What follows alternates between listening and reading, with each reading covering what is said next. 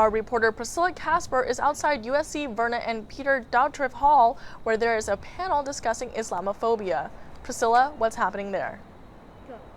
Yeah, thanks, Ivana. You know, after the attacks in Belgium today, there's been so many students coming out into this room. I was just up there, and students are piling in to discuss how to be a solitary, nation and to also combat Islamophobia. Earlier today, I got a chance to talk to the Dean of Religious Life here at USC, and this is the advice he gave for students to overcome the fear. Taking a class on Introduction to Islam, I think, can really help a student learn about Islam and appreciate Islam in a way they might not otherwise do. But knowing and befriending another Muslim student is even a more effective way to learn about a tradition and appreciate a tradition. And people who know Muslims tend not to be Islamophobic.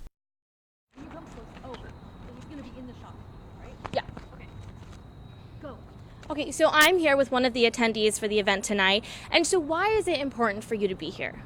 Well, so I'm a Muslim student here at USC, and so obviously Islamophobia is a big issue for me. So I just wanted to hear, especially this event, especially because they're bringing a very South Asian perspective to the whole issue. So coming from India, Muslims, Hindus, and Sikhs have a very interesting perspective on Islam and assimilation as well.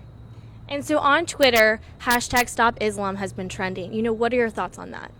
It's kind of sad that someone felt compelled to create that hashtag, but honestly, I was looking through the Twitter feed today and I felt really good about the world because, you see the tweets that people are tweeting and they're bashing the hashtag. So the Washington Post actually did a research analysis, and they said that in times of terrorist attacks, anti-Islam, there's a spike in anti-Islam tweets, but what's even greater are the anti-Islam tweets that sort of bashing those guys. So it was nice to see that people can still keep their heads screwed on tight.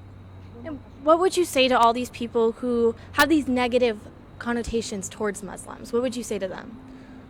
Honestly, I get it. It's hard to, you see what you see in the news. It's hard to think otherwise, but all I can say is, try to find a Muslim person and just talk to them. That's really the best way. Dialogue is the best way.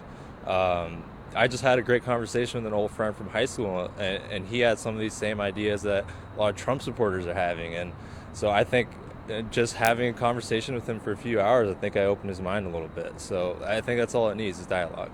Well, thank you so much. Enjoyed the discussion. And for all of you students out there who want to talk about Islamophobia, the discussion is going on in VPD in room 302. I'll send it back to you guys in the studio.